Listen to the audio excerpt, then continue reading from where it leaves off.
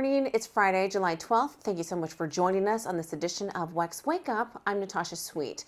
President Joe Biden reiterated his intentions to stay in the 2024 race during his highly anticipated news conference at the 75th NATO summit, but the criticism within his party remains. The voice of my commander-in-chief, the chief of staff of the military. While Biden did have some strong foreign policy moments, his political strength domestically lingers. I wouldn't have picked Vice President Trump to be vice president, but I think she was not qualified to be president. Another House Democrat, Representative Jim Himes, immediately added his voice to the chorus of members of his own party, calling on him to step down as their nominee. The majority of the questions from the press, which came from a pre-approved list, circulated around his ability to serve as president for another 4 years. Answer, you referred to Vice President Harris as Vice President Trump. Right now, Donald Trump is using that to mock your age and your memory. How do you combat that criticism from tonight? Listen to him. A reporter also brought up a mistake he made earlier in the day when he confused Ukrainian President Volodymyr Zelensky and Russian President Vladimir Putin during the launch of the Ukraine Compact. Ladies and gentlemen, President Putin. President Putin. We're going to beat President Putin. President Zelensky.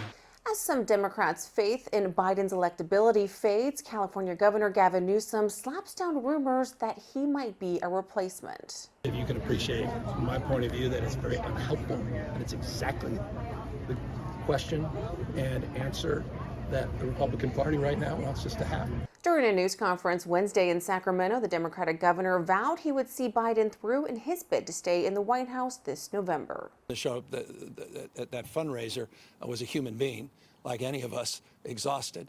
But as it relates to the debate, that's a whole different debate and conversation. The governor of the nation's most populous state is widely viewed by the Democratic Party as a rising star.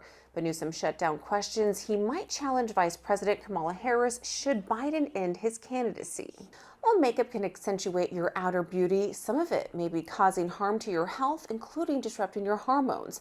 Our Ileana Owen Alcala has more. What's in your makeup?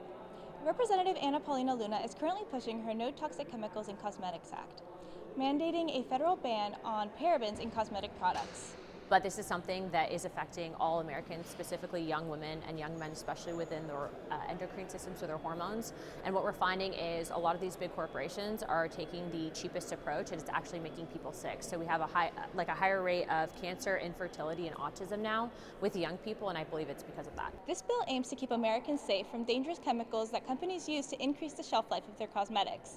I'm Ileana Owen Alcala from the Washington Examiner. Well, thank you so much for joining us on this Friday morning. For more stories, be sure to head on over to our website and give us a follow on social media so you can stay in the know and all that's trending in politics. Have a wonderful weekend.